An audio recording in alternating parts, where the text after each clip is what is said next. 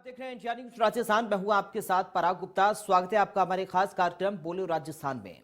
कल विधानसभा में सीएम अशोक गहलोत ने पहली बार पेपरलेस बजट पेश किया, जिसमें गहलोत ने 2 घंटे 47 मिनट लंबा भाषण दिया। यह अब तक का सबसे लंबा बजट भाषण था। वहीं गहलोत सरकार में इस बार किसानों और चिकित्सा पर ज्यादा जोर दिया गया है। इस बजट में कोई नया टैक्स नहीं है। 50,000 युवाओं को सरकारी नौकरी का ऐलान है। 50 लाख तक के फ्लैट पर स्टाम्प ड्यूटी 6% से घटाकर 4% की गई। साथ ही कई तरह की घोषणाएं भी की गई हैं। कहा जा सकता है कि इस बार के बजट में सीएम गहलोत ने हर सेक्टर को ध्यान में रखा और इसी पर आज हमारी टीम ने अलग अलग शहरों में लोगों से बजट पर उनकी प्रतिक्रियाएं जानी। तो बजट को लेकर जयपुर की जनता की प्रतिक्रियाएं सबसे पहले हम जानते हैं। यहां की जनता का क्या कुछ कहना है बजट को लेकर, आइए आपको सुनाते हैं।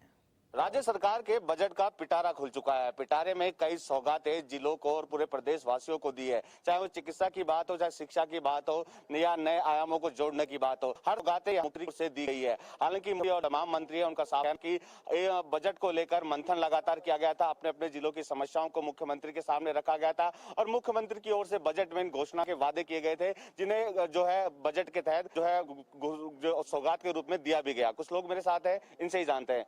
कल राज्य का बजट आया, कैसा आपके हिसाब से? राज्य के जितने भी बजट के फैसले आए हैं उसका हम स्वागत करें।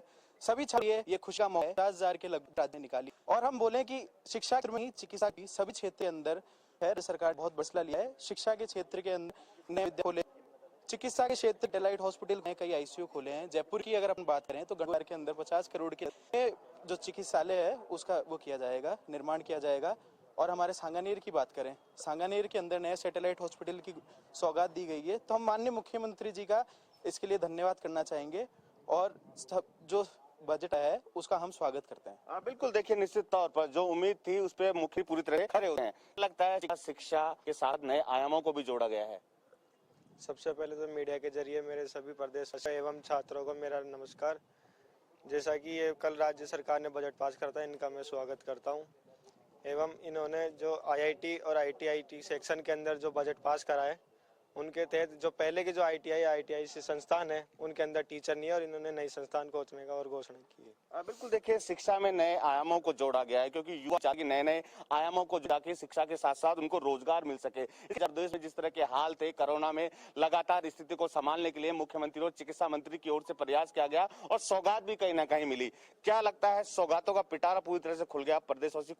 देखिए, शिक्षा में देखा जाए तो मुख्यमंत्री जी अच्छा गया है रिजल्ट। अभी जो नया बताया जैसे ग्रामीण क्षेत्रों में साइंस और मैथ थी, वो कई स्कूलों में ग्रामीण स्कूलें थी, उनमें नए बजट के तहत वहाँ पे ये 2 सब्जेक्ट का अधिक और कृषि की जो नई आई है उस पर बढ़ावा दिया गया है। इंदिरा योजना पे बढ़ावा दिया गया है। आज नया बजट आया, अच्छा बजट आया है। बिल्कुल, देखिए तमाम जो योजनाएं थी इनको और अधिक बढ़ावा देने के लिए इस बजट में सौगातें दी गई है। किसानों की बात करें, की अगर बात करें, युवाओं की अगर बात करें, इन तमाम मुद्दों को बजट में रखा गया है। आपके हिसाब से कैसा रहा?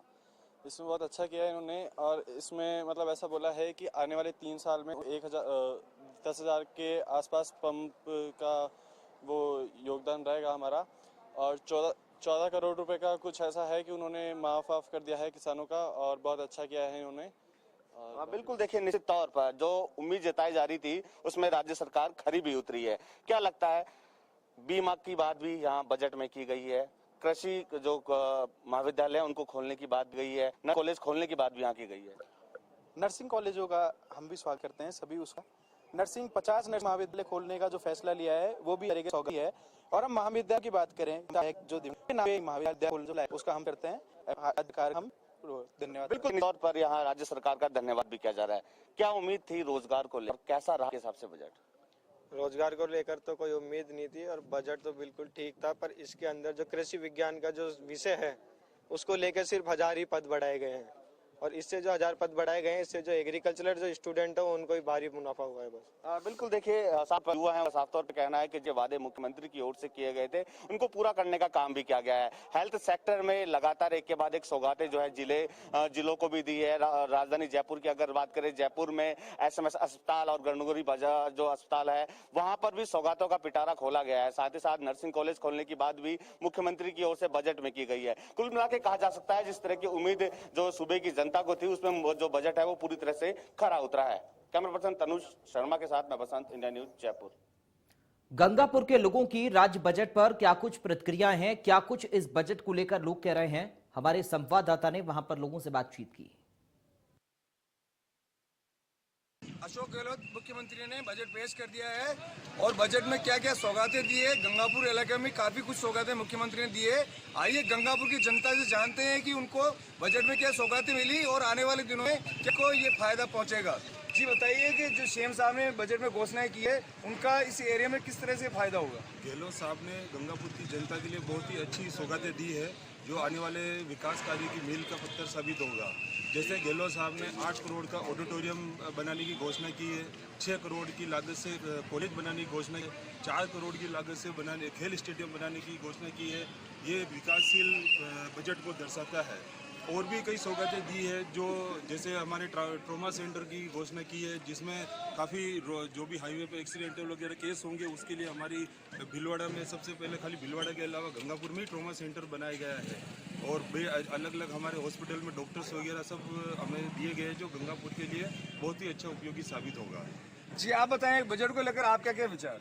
बजट में अशोक जी जो घोषणाएं की है वो गंगापुर क्षेत्र के लोगों ने अपेक्षा नहीं की थी उतना दिया है और जो विकास के कामों को नहीं मिलेगी उससे हर गंगापुर क्षेत्र के लोगों को कहीं न कहीं फायदा होगा। गंगापुर की जनता बोल रही है कि मुख्यमंत्री ने बिना मांगे ही उनको काफी कुछ दिया है। आइए और कुछ लोगों से जानते हैं कि उनका क्या विचार है। जिस तरह का गहलोत सरकार ने बजट पेश किया है उससे लगता है कि विकास को लेकर प्रतिबद्ध है। सरकार किसी न किसी रूप में लोगों को लाभ देना चाहती है और ये भी हमने पढ़ा है उसमें ये गहलोत साहब ने बताया कि कोरोना काल में जिन लोगों का पैसा रोका गया वो भी रिलीज किया जाएगा। इससे निश्चित रूप से आम जन को फायदा मिलेगा और बाकी गहलोत साहब जनता को लेकर संवेदनशील है इसलिए हम उनको बहुत बहुत बधाई देते हैं इस बजट को लेकर।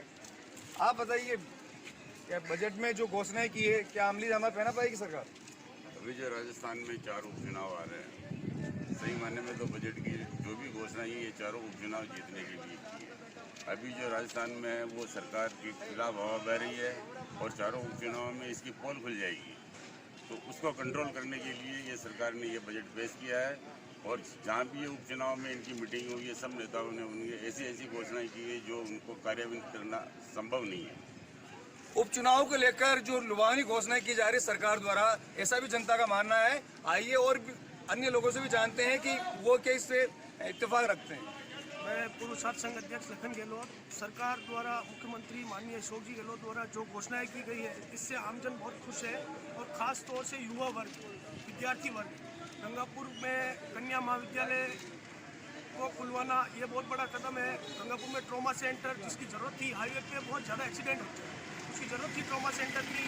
आज मैंने पेपर में भी पढ़ा कि भीलवाड़ा जिले में गंगापुर के अंदर संभावना नहीं गंगापुर में ही खुलना चाहिए ट्रॉमा सेंटर। उसके लिए ज़मीन भी बहुत पड़ी है नगर पालिका के पास।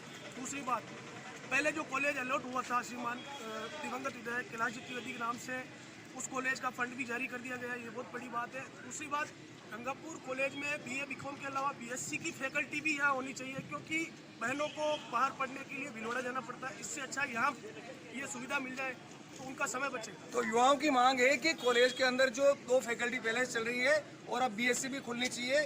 तो ये थे गंगापुर की जनता के विचार। Dinesh Chauhan, India news.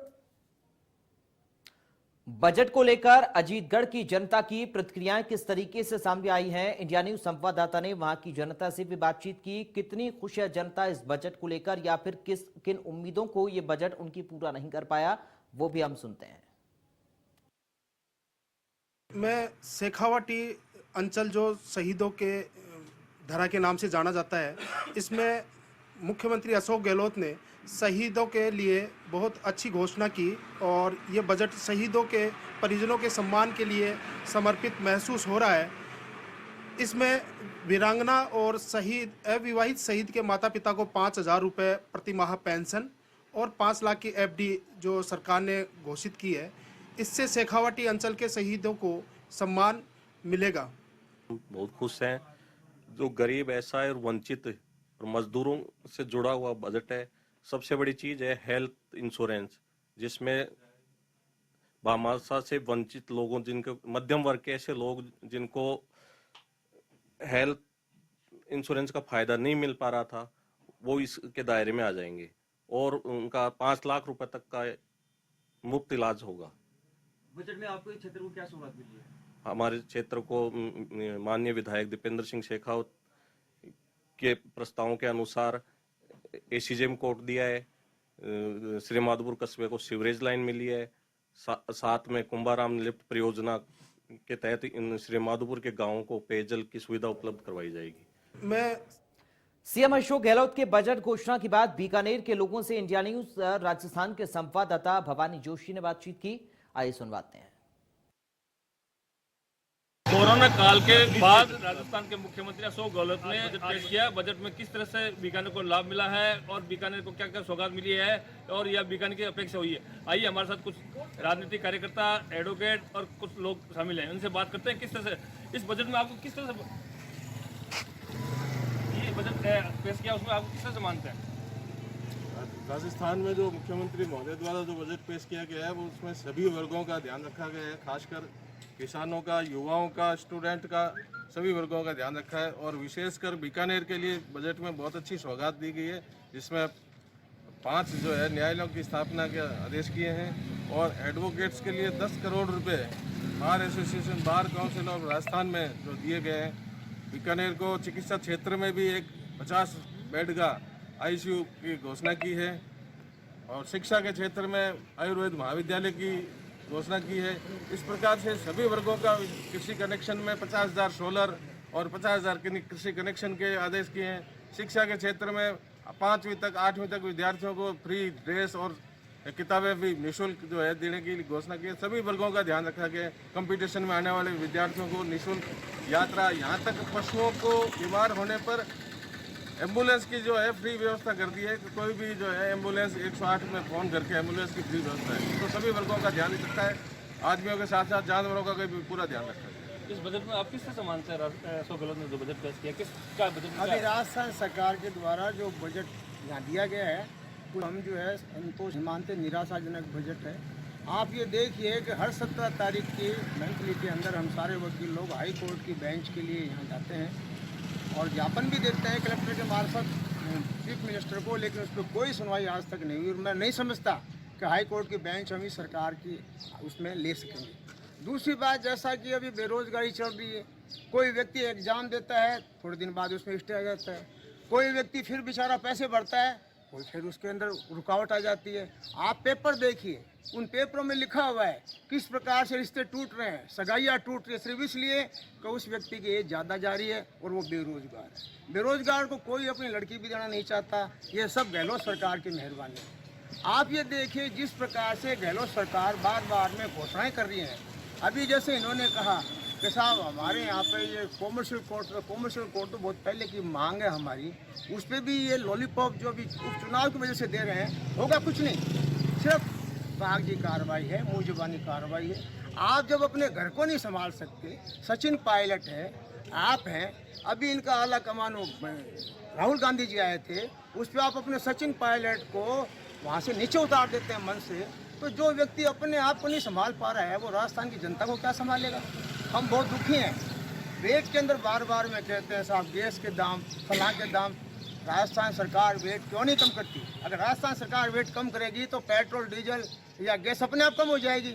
ये कुछ नहीं करना चाहते, ये अपनी कुर्सी के लिए लड़ रहे हैं। इस प्रकार से जो भी दिया है, आप चाहे मंडी का उठा के देख लो, बेरोजगारी का देख लो, शिक्षा में देख लो, कौन सा बजट, जिस 10 करोड़ की आप बात करते हैं, हमारे बार काउंसिल ऑफ इंडिया के अंदर हमारा पैसा जमा होता है, हमारा प्रस्ताव गया हुआ है। हमने तो अभी तक नहीं देखा है कि भाई गवर्नमेंट ने कोई ऐसा किया हो जिसके ऊपर हमें कुछ मिले।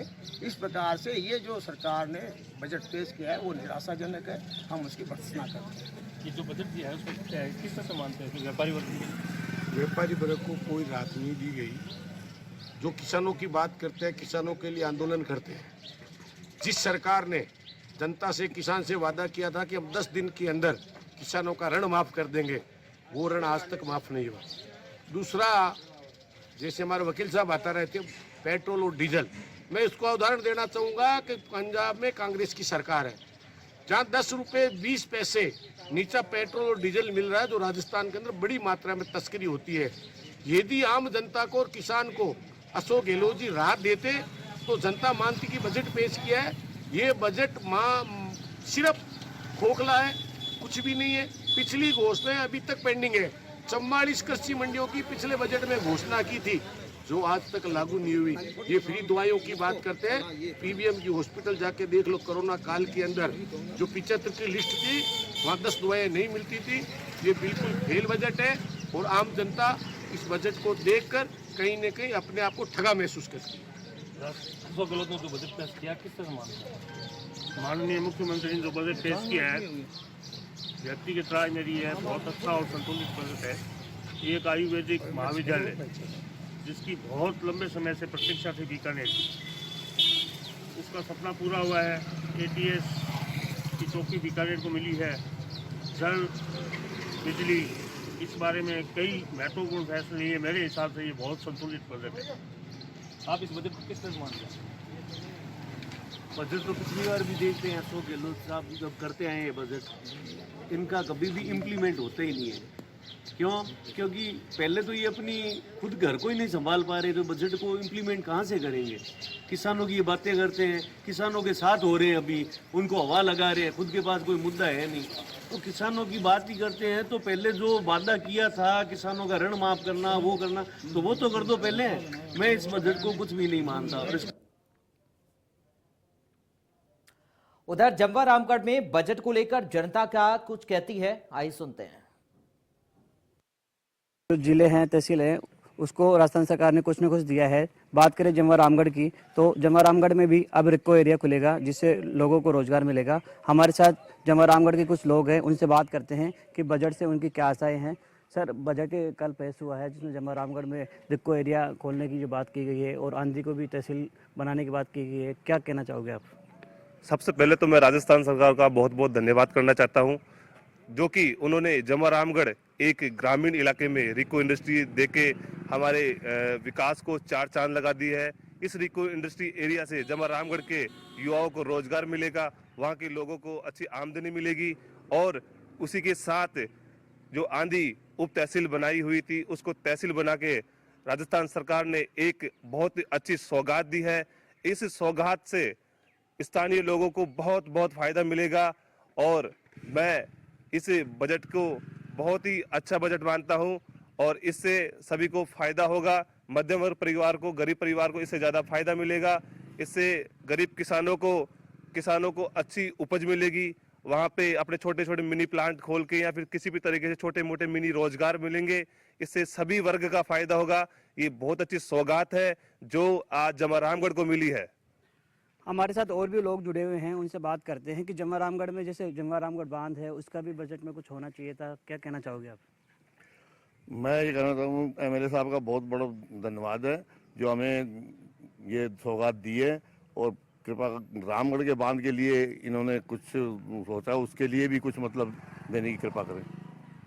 जमवा रामगढ़ बांध में पानी लाना भी एक, अगर बजट में होता तो लोगों का कहना है कि अगर बांध में पानी हो तो लोगों को पानी मिल सके। और भी लोग हमारे साथ जुड़े हुए हैं, उनसे पूछते हैं कि बजट में रिको एरिया बनने से लोगों को रोजगार मिलेगा। साथ ही जो जमवा रामगढ़ बांध है काफ़ी समय से सूखा हुआ है, उसको लेकर भी क्या कुछ कहना चाहोगे?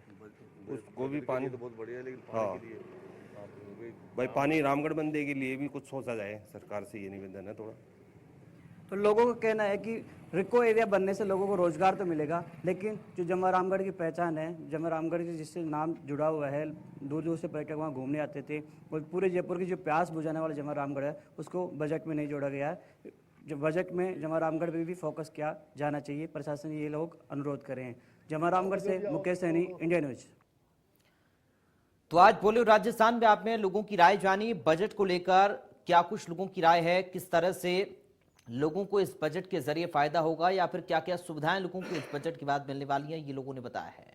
आज के बॉलीवुड राजस्थान में बस इतना ही। कल एक बार फिर हाजिर होंगे किसी नए मुद्दे पर लोगों की राय जानने के लिए। तब तक के लिए आप देखते रहिए इंडिया न्यूज।